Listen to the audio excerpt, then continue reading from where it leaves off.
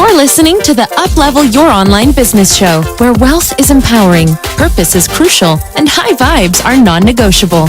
And now, here's your host, certified business coach and practical woo strategist, Sarah J. Loureiro.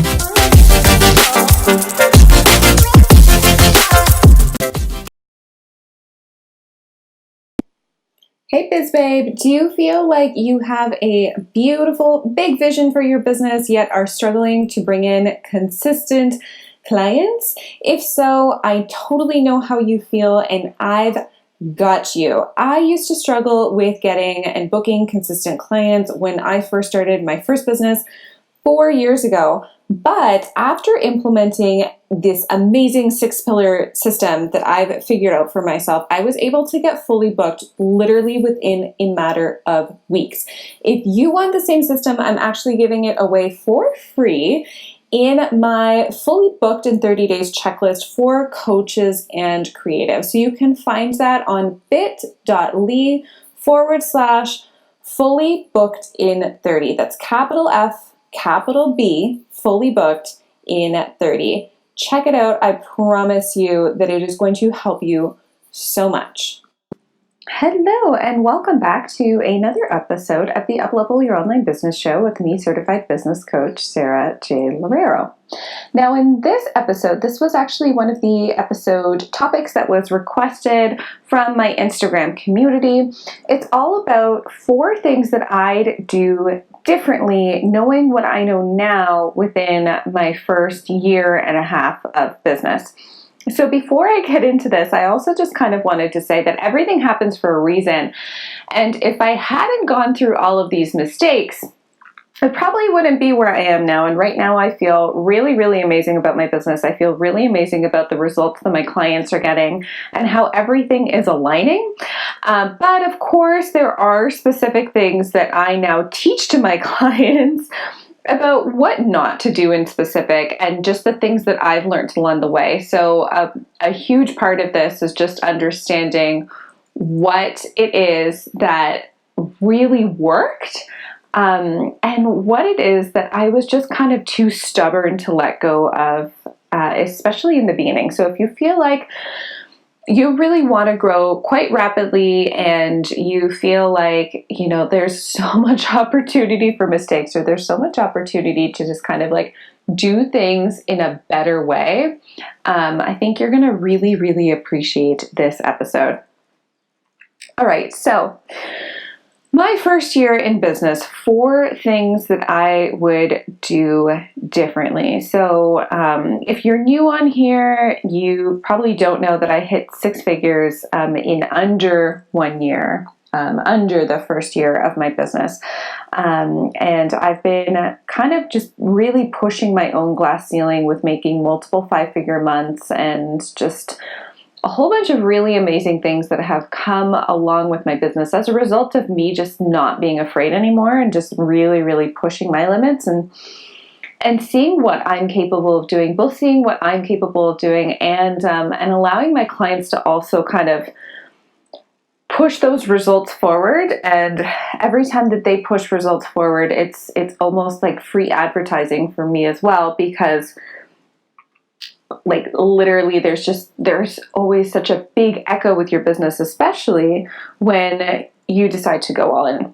So, all right. So without further ado, I'm going to be talking about these 4 things, and I think that they are really going to resonate, especially with a lot of you who are listening who are more so of a doer, or someone who kind of tends to be a little bit more on the hustler side. That's definitely where I come from. And although I think it's a really big strength, and I don't love the way that the online industry completely bashes hustling and doing, I think it's such an important trait. While it is really important and while it is a strength, I think that we all just need to balance it a lot more. Okay, so when I first started this business, I was transitioning out of my previous business. In my previous business, I was already getting fully booked. I was already signing on back-to-back clients. I had a few different passive income products. I had a membership site. Everything was working really, really well. And my first business primarily functioned off of Facebook ads. And so I was doing a little bit of posting in Facebook groups. I was doing a little bit of social media reach. So I did still get some clients organically. I got some really, really amazing clients just from organic reach as well. But my primary source of my community was driven by Facebook ads. And so I often teach the difference between Facebook ads and organic reach, as Facebook ads are like the hare with the tortoise and the hare. So if you think about the race, like the hare is something that can go really, really quickly, but then gets tired really quickly as well, right? Whereas the tortoise is something that goes a little bit slower, but at the same time, like the tortoise can probably go for a lot longer, right? It's something that's much more based on endurance. The hare is something that's much more based on, like the very quick strength of the hare. And so Facebook ads in online business are a lot more of the hare. They take on that type of characteristic, that type of persona within your business. And so while ads have worked really, really well for me, they've worked really, really well for some of my clients. If I had to do things differently, I would work on more of a combination of ads and organic reach, because the thing that happens with Facebook ads is they're really great for getting you one-on-one clients, and they're also really great for just building your community in general.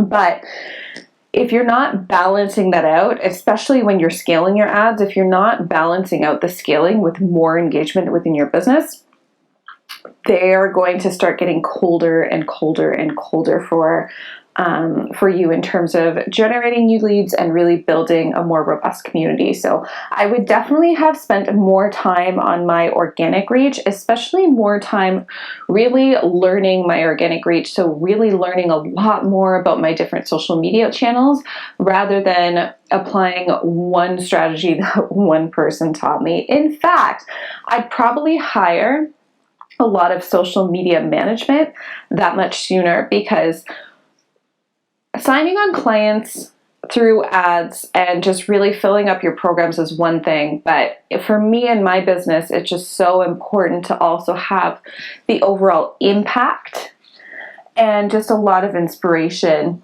going on with my business. And I find that the more organic reach that you can do, the easier it is for people to know, like, and trust you. And with more visibility creates more impact. So more of an organic approach is definitely something that I've been focusing on after my first year of business. Not to say that I don't still do Facebook ads. I still think that they are an incredible way to get your brand in front of a lot of people relatively quickly. But that is definitely, organic reach is something that I've been working on a lot more lately. And you can probably, this is just a little hint, but you can probably see something from me, some sort of launch or something that I'm going to be doing within the next year that's all about organic visibility, because I am all for it lately. It works so, so well. So number one, my ads worked really well, but I'd take on more of an organic approach as well during that time. All right, my first year in business, the second thing that I'd do differently would be to increase my prices from the get-go. And so I know that a lot of people feel really icky about increasing their prices, especially because they think, okay, well, if people don't want what I have at my current rate, how are people going to want what I have at my higher rate? And trust me, I have had all of the money mindset issues that a lot of new entrepreneurs have. In fact, I probably had a lot more than the vast majority. But what I know to be true is that your ideal clients are going to resonate with your ideal price point. And so if you're constantly trying to discount yourself to please everyone, then you end up speaking to no one. And more specifically, if you're continuously wanting to discount your rates and have lower rates because you feel like no one can afford you, you're literally attracting people who feel like they can't afford you. Whereas if you work on your messaging, you work on your sales strategy, and you work on your energy to really match and align the people who do want to pay you your full price for your services and are really excited to pay you full price for your services, then you'll start to realize within your own business that that's just something that happens naturally, and all the people who think that they can't afford you just end up not engaging as much in your business because you're not talking to them anymore. And so in the beginning of this business, I started out with a really, really low rate because I was in my head, I was just like, you know what? I have not coached someone in their business before. I mean, I had taken on a few scholarship clients previously, but I was just kind of wanting to get my feet wet, wanting to get a few clients to start out with, and I ended up just going for a very, very low rate for the amount of experience that I had within the field. My clients ended up getting lots of really amazing results relatively quickly, which was great for them. But I thought that I had to ladder my pricing in a specific way so that I can kind of just gradually get up to the point where I felt like my expertise was. Whereas now that I'm looking back, those clients would have purchased my programs at a higher rate anyways because of the fact that they understood quality. So they just knew that they were getting a deal essentially for the amount of work, for the amount of support, and for the amount of expertise that I was giving them. And interestingly enough, and this is something that I tell my clients all the time, I actually ended up getting more interest in my services, and I ended up signing on more clients at my higher rates than I did at my lower rates. And this is just a testament of like attracts like, and you're really going to want to position yourself as the expert, as the person who's high support, high value, high quality, and all those things, and really live and breathe it, right? So walk the talk in terms of the quality and the quality of support that you can provide. And you'll find that you actually stop getting on the phone with people who think that you're too expensive. This is such a big truth. And it took me a while to really trust that. It took me a while to trust what everyone else was saying, but it couldn't be more true. So if you feel like in your business, you really want to be at a specific rate, but you keep on getting on the phone with people who think you're too expensive or they're not willing to invest in your lower rate, then definitely increase to the rate that you feel like your services are at and start attracting those people. Start really creating all of your messaging around the person who wants to receive the quality, the person who wants to receive the value, and you're going to see a huge, huge shift in your business as well. All right. The third thing that I would do differently for my first year in business when I was just starting out is I would have trusted myself so much more. And here's the thing. We often hire other people to help us to do the things that we really want to do in our businesses, right? So we hire other people to help us with our sales strategies, to help us with our email funnels, to help us with our mindset, all of that kind of stuff. And a lot of the times we're given suggestions, and I see this with my clients all the time, and that's why I really function off of a place of asking them the question of what they want to do. And sometimes it bothers them because they're just like, no, I want you to tell me what to do. And here's the thing. When you're always relying on someone else to give you the magic pill, to give you the secret key, to give you the secret ingredient, to just tell you what is going to work the best, it's always going to fall short because deep down inside of your gut, you know what feels the most aligned to you, and oftentimes we don't want to listen to that. And the reason why we don't want to listen to that is because we don't fully trust ourselves. We trust other people more than we trust what is going on inside. And so for me and my coaching with my clients, instead of just telling them, like, do this one thing. So instead of just acting like a complete consultant where I'm like, okay, this is exactly what you're going to do to see the results that you want to see, I give them a few different options. I say, okay, well, if you want to do a challenge, or if you want to do a webinar, or, like if you want to do this specific thing on Instagram, these 2 or 3 things work really well. These are completely different strategies. These are the pros and cons of each strategy. The reason why I can give them all of that information is because I've been in the industry for so long, and I've tried and tested a lot of these different strategies myself. And I know that some of my clients work best with some strategies, whereas other clients work best with things that are completely different. And so I usually give my clients a selection, and then I ask them, which one of these feels the most exciting to you? Which one of these feels the most aligned to you? And that forces them to make decisions from deep inside of them, rather than just listening blindly to me.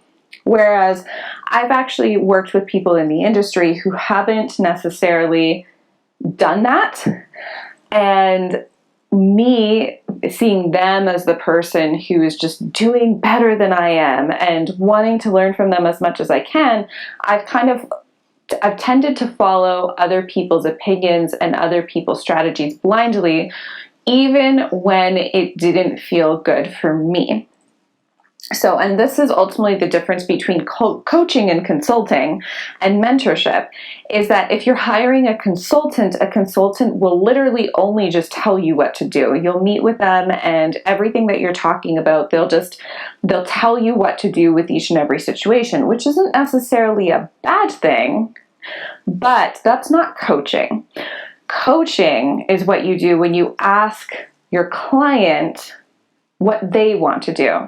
When you ask your client what strategies feel best for them, you want to make sure that when you're working with a business coach, that they know more than one strategy to get you results, that they know more than one thing, that they're not just reiterating this one thing that they learned in school or this one thing that they learned from their previous business coach.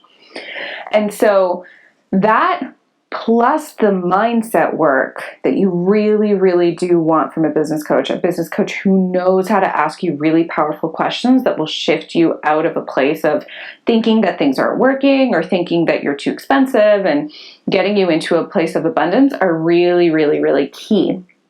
And in the beginning stages of this business, I was still relying on other people. I was still relying on other people's expertise and other people's just basically the things that they told me to do. I would just kind of do them blindly, even if I didn't really feel like they were going to be working for me. And of course, the things that I didn't feel like were going to be working didn't actually work. And so once I actually started to listen a lot more to my intuition in my business, that's when I literally, like, the first month that I started to just trust myself more intuitively was my first multiple 5-figure month. And I've been having a whole bunch of multiple 5-figure months ever since. And they've really, really been through a process of trusting my own intuition and my own gut knowledge more than what other people were telling me to do. And so that's super, super key.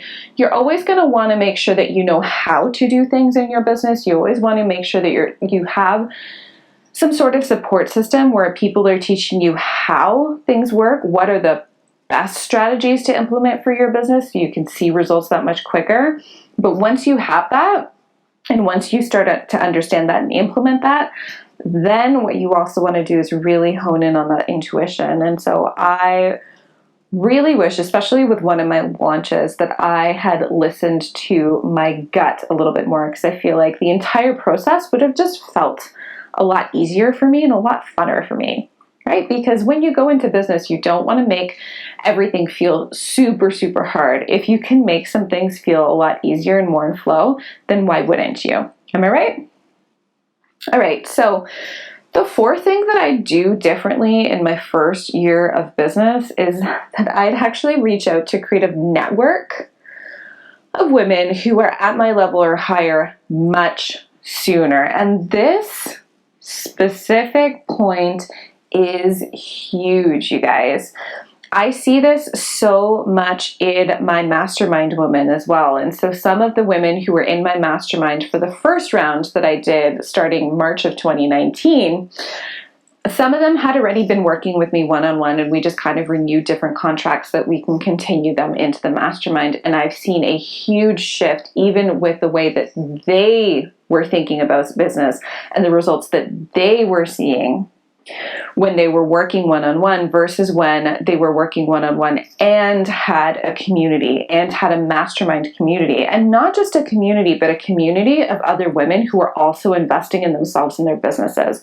And that is really, really key. So it's very different to have a business friend where, and I'm sure that some of you can resonate with this, where you feel like you've invested in your business or you're really like putting in all the work, and there's someone else who's just like, oh, I really admire everything that you're doing.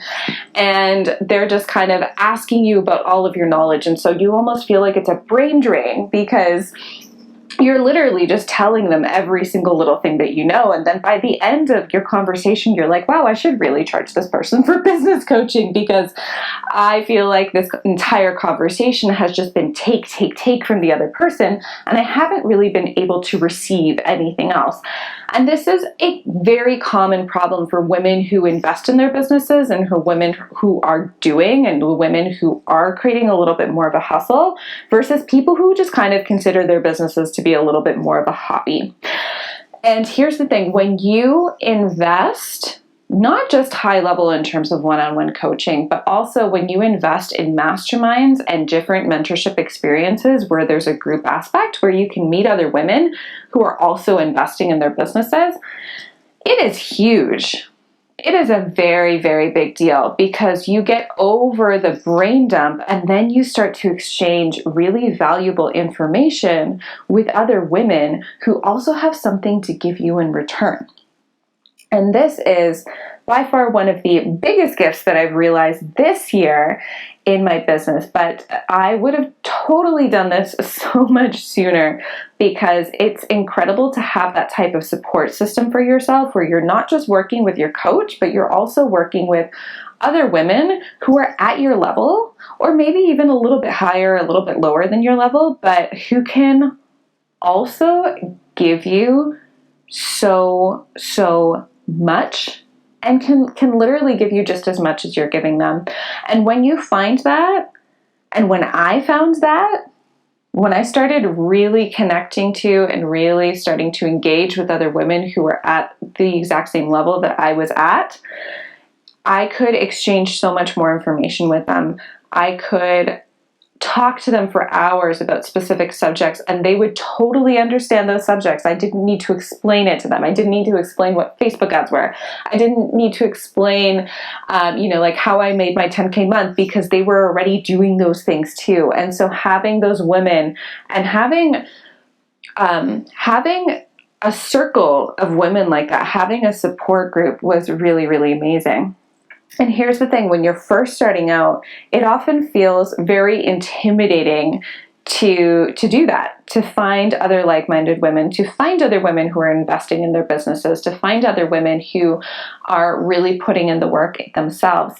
And a lot of the times, a lot of women feel like it's competition. So, like, I'm a business coach. I can't be friends with other business coaches who do the same thing as me because they're my direct competition. Why would I be friends with them? Why would I be exchanging information with them? Right? But those are your best friends in entrepreneurship. Those are the people who you can really go to for advice. Those are the people who you can create long-standing relationships with because they 100% understand the position that you're in as well. And so if you feel like you don't want to reach out to the other yoga coach that you know who's doing really well because you feel like she might think that you're competition, just do it anyways. If you don't want to reach out to the other health coach who you are really admiring and you know who's at a similar level to you because you're afraid of rejection, reach out anyways. You have no idea if that person will become your best friend and will really help you with your business journey. And really, kind of finishing all of this off, the more support that you get and the more help and support that you seek, the faster your business will grow. And this is something that I already knew, which is why my business grew so quickly because I invested in support and I understood all of these concepts. I also understand that to amplify my results and to really grow my business, I just need to amplify all of those things that are already working. All right, so there you have it. Those are the 4 things that I would have done differently in my first year of business. I hope that that has helped you with just some different perspectives in terms of what a newbie entrepreneur's brain is thinking and kind of everything that you're going through if you've been in business for, let's say, like 1 year, less than a year, or maybe just 2 years, and you haven't really hit the point where you've had a really, really good mindset with everything that you've been focusing on. And of course, this is always really fun for me to share because now you'll be able to see the big transformations in my business that I'm going to be making this year as a result of really being able to reflect on those 4 things. So I hope that this has helped you. If you have any questions about this, or if there's anything that resonated with you a lot and you want to talk to me more about it, you can always find me on Instagram. I'm at Sarah without an H, J Loureiro, Loureiro on Instagram. Feel free to share this episode with anyone who you feel like really, really needs to hear it. I always love seeing when you guys listen to the episodes and share them with each other. It means so much to me because that's why I created this podcast in the first place. Have a wonderful day, and thanks for listening. Hey, did you like or love this episode? If so, I would so appreciate it if you left a review and rated this episode on iTunes. It would literally mean so much to me. And if you have Instagram and are all up in your Instagram stories like I am, I would love it if you would share this episode with your beautiful followers so they can also get all of the high vibes, all of the free information that I'm giving you here. Thank you so, so much. Thanks for listening to the Uplevel Your Online Business Show. If you enjoy our show and would like the show notes and free goodies about how to grow your online coaching business, head over to sarahjloureiro.com for more information. We hope you'll tune in next time.